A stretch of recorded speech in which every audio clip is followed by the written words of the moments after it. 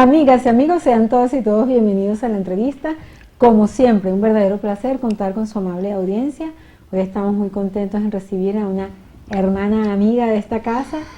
Se trata de la doctora Grisel Ron, quien es médico internista e intensivista, además miembro de la Sociedad Venezolana de Medicina Interna, capítulo Miranda, siempre muy activa, bueno, en lo que significa la investigación científica, la promulgación pues de nuevas posibilidades para que los jóvenes médicos que están en proceso de formación tengan la posibilidad de acceder a información que no solamente por, digamos, por la parte académica e investigación que hay actualmente a mano en el mundo con las tecnologías de la información, sino la pericia de una cantidad de años viendo pacientes, viendo casos específicos y con la propia experiencia, bueno, poder pasar de alguna manera esa información a los nuevos profesionales. Y bueno, justamente en virtud de esa necesidad de información, la doctora nos ha propuesto un tema que a mí me parece apasionante y que ella va a presentar seguramente con toda la experiencia que tiene, porque como médico internista, ella tiene acceso a conocer todas las enfermedades.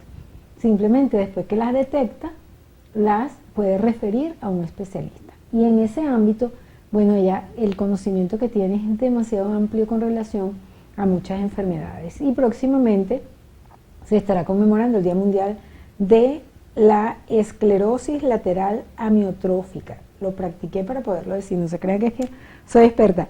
Bienvenida, Grisel. Gracias por estar aquí con nosotros, por tomar ese valioso tiempo tuyo para conversar acerca de esta enfermedad y bueno, todo lo que significa para un ser humano. Bienvenida. Sí. Muchísimas gracias, Dexy. Bueno, ya ustedes me conocen, por aquí he estado frecuentemente hablando de diferentes tópicos. En esta oportunidad hablaremos de una enfermedad neurodegenerativa, lamentablemente progresiva e irreversible, llamada ELA, significa esclerosis lateral amiotrófica, que dentro de las patologías neurodegenerativas, ella ocupa el tercer lugar en frecuencia después de la enfermedad de Parkinson y la demencia por Alzheimer. Fíjate que de acuerdo a lo que nos ha indicado la doctora Grisel, ELA, que es como se apoda, ¿no?, el diminutivo el nombre de la enfermedad, no solo digamos que afecta al cuerpo, sino que también confronta la fragilidad del ser humano, hasta dónde puede llegar una enfermedad pues de ese tipo con un ser humano. Y por lo tanto se gesta una dimensión social, familiar, estructural, para poder atender esos casos. Primero nos gustaría, doctora, que usted nos cuente y definir un poco la enfermedad. Sí, bueno, es una enfermedad, como dije anteriormente, neurodegenerativa que me va a afectar principalmente las neuronas motoras que tienen el control voluntario de la actividad muscular. De manera que estas personas de forma progresiva van a notar que van a tener déficit en cuanto a la función motora, el movimientos de las actividades cotidianas, como hablar, caminar, masticar. Todos estos músculos pueden estar comprometidos de manera progresiva e iniciando con síntomas generalmente debilidad, que no es explicable por alguna patología, sino que progresivamente notan que tienen poca coordinación y habilidad para realizar los movimientos cotidianos. ¿Es una enfermedad del cerebro, para hablar en términos...? ¿Ah? Sí, bueno, generalmente es así. Nosotros tenemos unas neuronas motoras superiores y se clasifican de esta forma, neurona motora superior e inferior. ¿Por qué? Porque a nivel de la corteza cerebral, a nivel del tallo encefálico, existen una neurona que van a mandar un potencial de acción para liberar neurotransmisores a nivel de la médula espinal para que haya entonces acción sobre el músculo. Y existen otras que están a nivel de la médula espinal que se llaman neuronas motoras inferiores. Entonces, la lesión puede ocurrir a cualquiera de estos niveles. Y ELA afecta, digamos que solamente en la parte superior puede afectar cualquier parte del cuerpo. Sí, puede por esa afectar enfermedad. cualquier grupo muscular. Cualquier grupo muscular de acción voluntaria. No va a haber el potencial de acción para generar el movimiento y tener uno el control del mismo. Qué loco, por ejemplo, como hablar. Ajá, hablar, Wow, masticar, deglutir, incluso respirar, que es una de las signos clínicos avanzados de la enfermedad. Pero importante conocer que el ELA, aún en etapas avanzadas, no está afectada el área cognitiva de los pacientes, de manera que el paciente está totalmente consciente de su patología. Hay personas famosas que le ha vivido esa enfermedad, ¿verdad? Sí, hay muchos, ahorita no tengo los detalles de toda esta cantidad de personas. O sea, que se van paralizando. Todos estamos con afectación o todos podemos ser, esperemos que no así, en riesgo de padecer esta enfermedad. ¿A qué edad se presentan estos síntomas? Digamos, qué signos deberían, que en el momento incipiente de la enfermedad, deberían estar muy pendientes las personas para decir, wow, esto no es normal? Sí, generalmente las edades más frecuentes que se narran en la literatura están desde los 50 a 80 años de edad, predominante en el sexo masculino. Sin embargo, en las mujeres después de la menopausia se empareja con respecto a frecuencia de padecer la enfermedad. O sea, personas mayores. A partir de los 50 años. Muy bien. Bien, pero no, los síntomas clínicos iniciales pueden ser vagos. Generalmente se describe como torpeza, aquella persona que les cuesta manipular con destreza detalles y manualidades finas, o que se caen con frecuencia. No, es que me tropecé, sienten debilidades en las piernas. Lamentablemente el diagnóstico del ELA puede ser demorado porque puede simular muchas otras enfermedades neurodegenerativas y lamentablemente no existe un biomarcador que me diga, al tener este elemento en tales niveles es diagnóstico de ELA. No lo hay. ¿Y cómo se llega al diagnóstico entonces? Bueno, existen muchos parámetros y exámenes que debería realizarse una persona con sospecha de ELA. Lo inmediato es estudiar el paciente y referirlo al especialista competente, en este caso el neurólogo, para realizar diversos exámenes. Entre ellos, por supuesto, la electromiografía, incluso medir la conducción nerviosa de cada grupo de nervios implicados. La resonancia magnética, ¿por qué? Porque la resonancia magnética a nivel del tallo encefálico o a nivel de la médula espinal me puede descartar que hayan otras patologías que pueden simular esto, como los tumores médula espinal o los pacientes con hernia discales, que puede dar síntomas parecidos. Es difícil, ¿no?, el diagnóstico, sí. Llegar a precisar que eso es lo que le está pasando. O sea, hay que hacer muchos estudios antes. Sí, hay que hacer incluso laboratorio, punción del líquido cefalorraquídeo, que una de las características, todo esto para dar diagnósticos diferenciales y quedarnos con el de esclerosis lateral amiotrófica. Generalmente el estudio citoquímico del líquido cefalorraquídeo es normal en los pacientes con ELA. Ahora, digamos que para el diagnóstico, lo que se sepa de las estadísticas que se manejan con relación a esta enfermedad, ¿está vinculada con otro padecimiento, con alguna enfermedad que tenga preexistente del paciente, o ella actúa sola? Sí, no necesariamente está involucrada porque el paciente tenga una patología de base, o el paciente esté inmunocomprometido porque sea diabético, o el paciente tenga una tirotoxicosis por alguna patología tiroidea. No, esto no está relacionado con la aparición de ELA.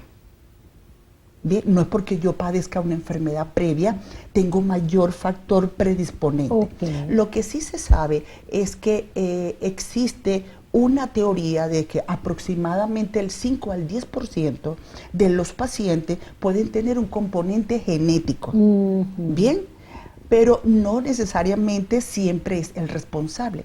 También existen otros factores que pueden favorecer la enfermedad, como es el uso de tabaco. Las personas que están expuestas a tóxicos como el plomo, las personas que trabajan en estaciones de servicio, algunas pesticidas, bien, pueden favorecer que hayan lesiones o mutaciones genéticas que me pueden conllevar a ELA. En cuanto, o sea, posterior al diagnóstico, o sea, porque es terrible al ver que es una enfermedad degenerativa, incurable. Ahora, Progresiva e irreversible. Y quisiéramos saber cuál es el tiempo más o menos de desarrollo de esa enfermedad y si los tratamientos pueden ser paliativos o cuáles serían los tratamientos, si es para los síntomas o para la enfermedad en sí que se pueda ralentizar o cómo es el procedimiento. Bien, disculpe, pensé que íbamos a comerciales. Bueno, mire, generalmente se describe que una vez diagnosticada la enfermedad, la sobrevida es de 18 a 2, 3 años. La sobrevida una vez diagnosticado el paciente. Hay algunos que pueden llegar, pero es un porcentaje ¿Qué es pequeño. sobrevida? Que no fallezca. Ah, ok.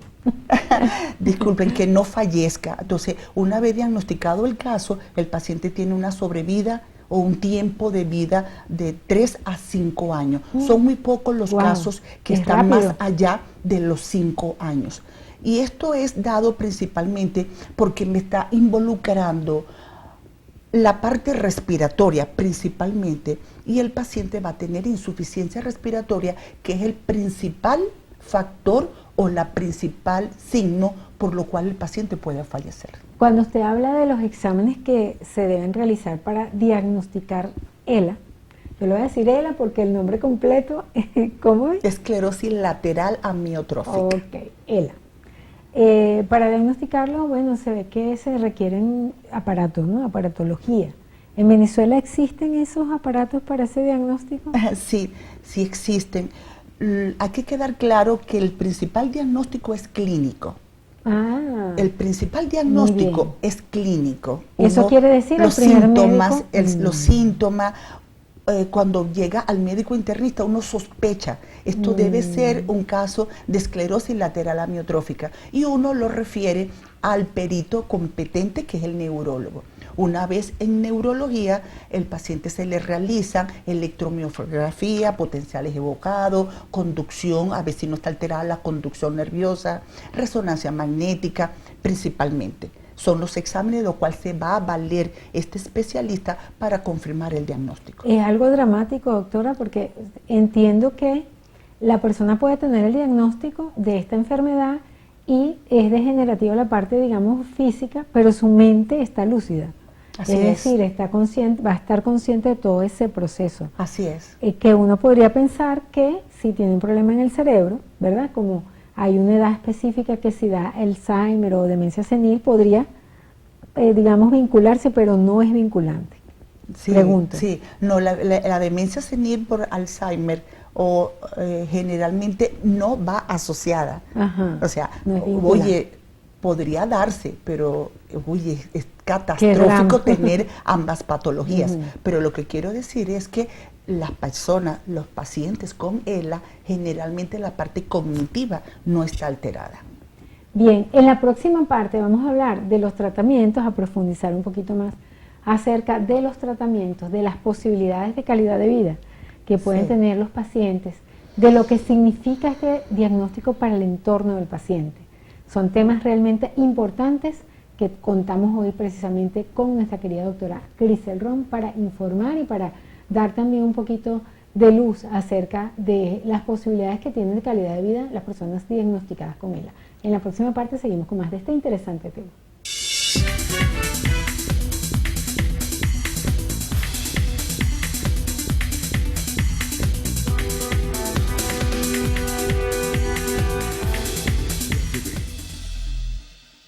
Continuamos, amigas y amigos, con nuestra querida invitada, la doctora Grisel Ron, médico internista e intensivista que trabaja en el Centro Médico Docente Los Altos, y también ella es miembro de la Sociedad de Medicina Interna del capítulo Miranda, una miembro muy activa y bueno, fue hasta hace poco presidente inclusive de este capítulo. Y ella es una persona muy, muy preocupada por todos estos temas que son de tanto interés, por ejemplo, el diagnóstico de ciertas enfermedades que son muy particulares y que requieren una gran información y conocimiento, no solamente por las personas que sean diagnosticadas, sino también con su entorno. Así que, bueno, tratándose de ELA, esclerosis lateral amiotrófica, que es la enfermedad que estamos hablando hoy, seguimos pues para ahondar un poquito más lo que significa este diagnóstico, no solo para el paciente, sino también para la familia.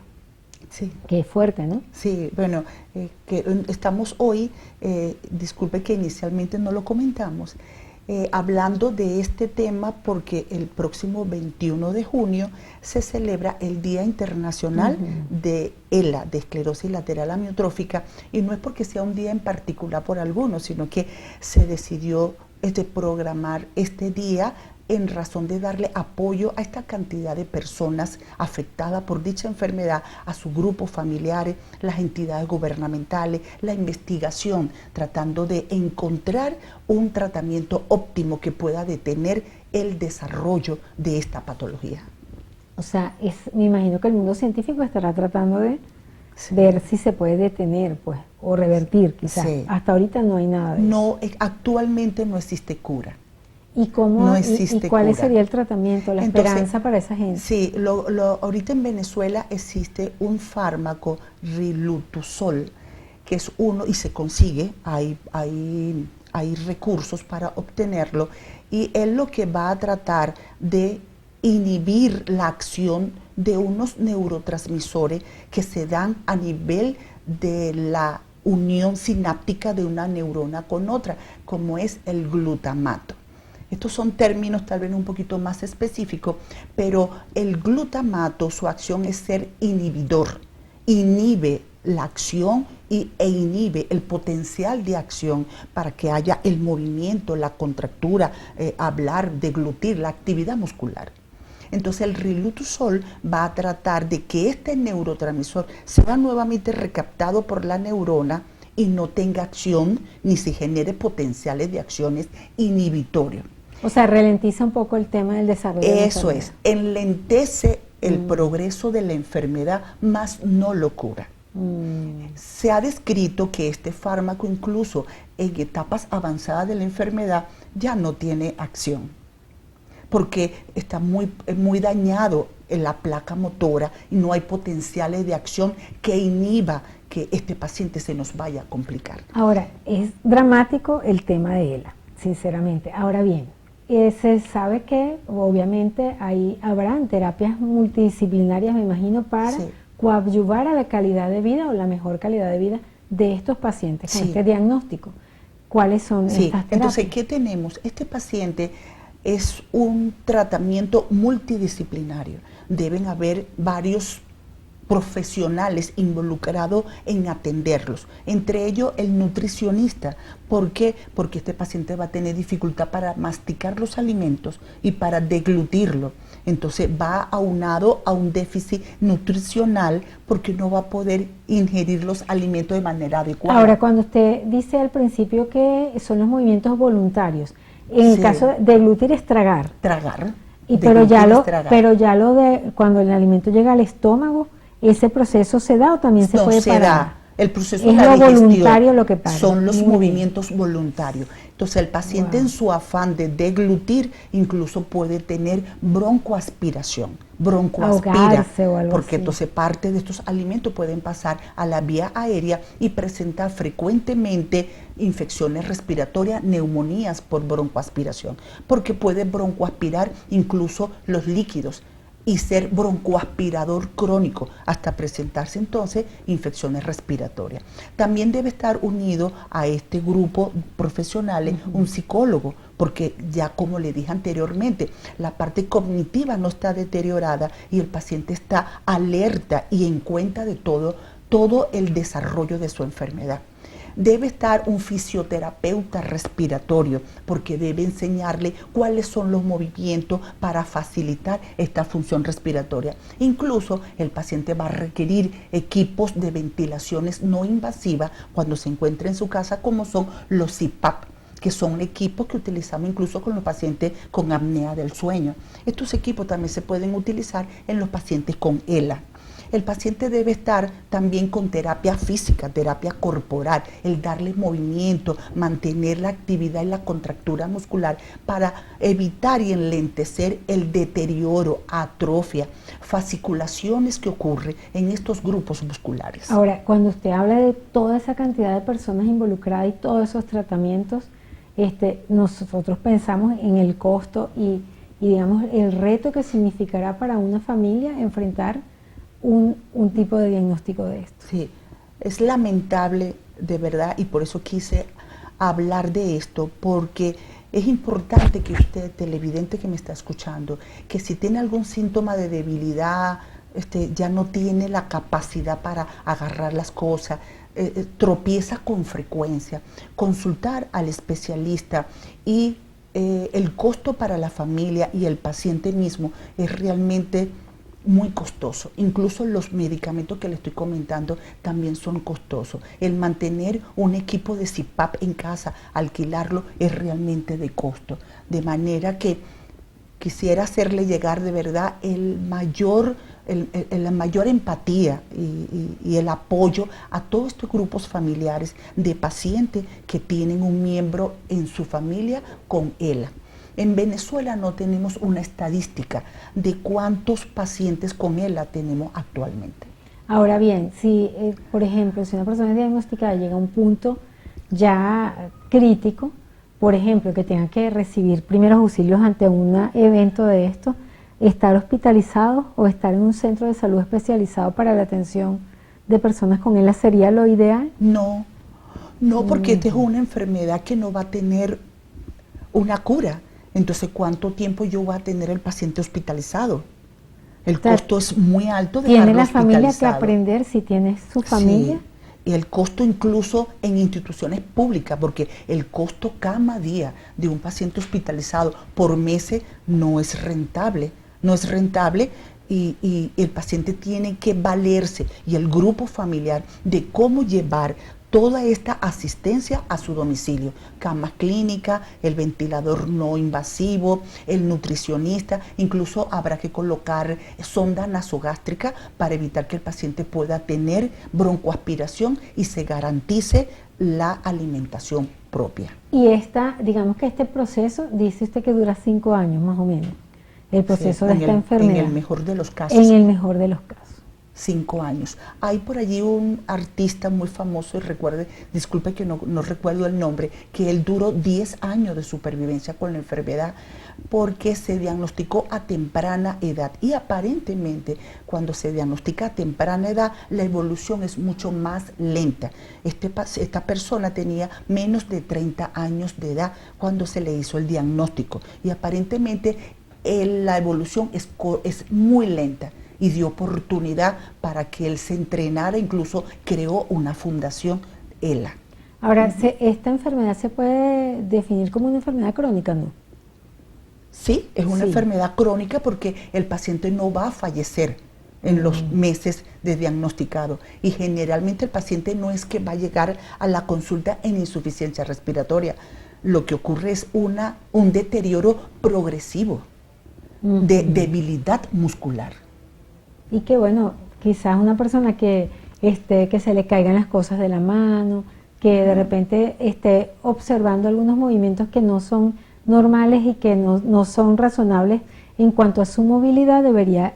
Así es. Bueno, yo creo que digamos que en la consulta con el médico internista, que debería ser una vez al año del paciente sano, ¿verdad? Así es. Debería bueno, eso es una de las cosas que siempre, cada vez que vengo a este programa, siempre le comento a la licenciada que todos deberíamos tener una consulta anual con el internista, su médico tratante, y él podrá estar alerta de algunos cambios que usted vaya teniendo en su consulta. Estaba hablando con una invitada hace poco, que hablábamos del tema de las terapias y de la mentalidad, ¿no? Que dice que muchas personas sí tienen síntomas y dicen, no voy a ir al médico porque después me van a descubrir algo y yo me siento bien. ¿Qué le diría usted a quienes piensan de esa manera? No, totalmente errado. ¿Por qué? Porque es un temor a a las cosas que van a suceder. Yo pienso que uno debería ser suficientemente valiente para enfrentar nuestros enemigos, enfrentarlo para poder ver de qué manera puedo yo batallar y cómo puedo vencer a estos obstáculos que la vida me ofrezca. En cuanto a, digamos que la información con relación a esta enfermedad y otras, ¿en qué punto está la Sociedad Venezolana de Medicina Interna, pues usted como miembro y expresidente del capítulo Miranda, para informarle a la colectividad? Sí, bueno, nosotros como capítulo Miranda, Sociedad Venezolana de Medicina Interna, estamos siempre difundiendo, comunicando, alertando. Esa es nuestra principal labor. Alertar a la comunidad con programas como radio, prensa, congresos, formar a nuestros residentes de posgrado, y esta es nuestra principal función. Desde el punto de vista gubernamental no tenemos estadística, ni la fundación en Venezuela para el ELA a veces no es tan inmediato la respuesta. Me costó mucho, incluso a mí, conseguir realmente respuesta porque hubiese querido traerle información del mismo. Pero sé que en Venezuela tenemos la Fundación ELA, que bueno, es cuestión de tener un contacto con ellos y ver de qué manera pueden apoyar a estos grupos familiares. En cuanto a las políticas de salud, de atención, inclusive de protección social, para este tipo de diagnóstico de enfermedades tan invasivas, ¿cómo considera usted que está la situación en Venezuela? Sí, bueno, me cuesta darle una respuesta concreta porque todo empieza por saber que no tenemos una estadística. Sin estadística, sin porcentaje de casos, es difícil entonces proyectarse y establecer una política de salud. Hay que determinar cuántos somos, cuánto estamos afectados, qué nivel económico es el que está predominantemente perjudicado y cómo podemos ayudar. De manera que me cuesta dar una respuesta desde el punto de vista gubernamental. Si un médico internista pues evalúa la posibilidad que existe un diagnóstico de él en su paciente, ¿se mantiene todavía como parte de ese equipo el médico internista? Sí, porque el neurólogo generalmente va a hacer el diagnóstico preciso, va a descartar otras patologías asociadas que pudiesen similar el tratamiento óptimo, y el médico internista debería hacer el seguimiento. ¿El seguimiento en qué sentido? ¿Qué compromiso va a tener este paciente con el metabolismo de dicho fármaco? ¿Existe algún compromiso hepático o renal por dicho fármaco? ¿Cómo está la parte nutricional? ¿Cómo el paciente ahora le cuesta incluso hablar? Porque uno de los compromisos también importantes es que llega un momento en que no se le entienden las palabras. Él trata de expresarse y no se le entiende. ¿Y escribir? Si puede, cuando su capacidad motora para escribir le permite. Entonces, el internista hace un seguimiento más cercano del paciente y el neurólogo precisa el diagnóstico con los paraclínicos pertinentes y el tratamiento que debería tener esta etapa del paciente con ELA. ¿Y el rol de la familia, doctora? Fundamental. Fundamental, por eso es que quiero mandar desde aquí un abrazo a este grupo familiar, porque he tenido en mi consulta 2-3 casos de pacientes con ELA, 2 femeninas y un masculino, y este grupo familiar, la mayoría, gracias a Dios ha sido así, han estado involucrados con su paciente y le han dado el apoyo, porque sin el apoyo de la familia, imposible. Va a llegar un momento que el paciente no puede ni siquiera levantarse de la cama. Wow. ¿Cómo va a venir a la consulta? De manera que el apoyo familiar es fundamental, fundamental. Bueno, ya para finalizar, doctora, nos gustaría que nos ofrezca pues un mensaje en líneas generales, tomando en consideración que se conmemora este día, el 21, día de ELA. Sí, bueno, creo que lo he dicho en el transcurso de esta entrevista, hago llegarle mi mayor apoyo, consideración a este grupo familiar y a este paciente que está padeciendo esta enfermedad. Bueno, con tiempo buscar alternativa. Se puede vivir con una enfermedad que con la esperanza y con el tratamiento y con investigaciones que están al día investigando qué otro fármaco puede brindarles, vamos a poder enlentizar esta patología de avance irreversible. Mi apoyo y consideración para todos. Muchísimas gracias, doctora, por esta interesantísima conversación y bueno, nos encanta poder ser parte de esta información para la comunidad. Gracias, gracias nuevamente. Muchísimas gracias a ustedes, nuestros queridos televidentes. Nos despedimos a nombre de nuestro director, Antonio Abrantes, y quien tuvo el inmenso placer de conversar con ustedes, Daisy Oropesa. Hasta la próxima.